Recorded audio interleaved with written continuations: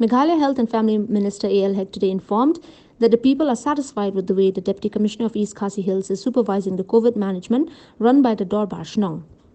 Addressing the media after the review meeting presided over the Meghalaya Chief Minister, Hek said that there may be one or two persons who may not be satisfied with the COVID management committees. Main Sarkar Lugum ne kum ke report bangiyo dari DC mentah agar review meeting bala peniak do Honorable Chief Minister. Ila keren dah kebasyai bah babon bah ki beliau ki wei kiru ki kini ki COVID Management Committee jogi Dorbar Shnong Affair makiru ki support ya ga egi jingle jogi DC. Ti wei armut hang hang tai gendon hi ki bah persat. Te kata pada ngipet ni ag jing start jong i ki DC Affair jong ka respective district jong ki.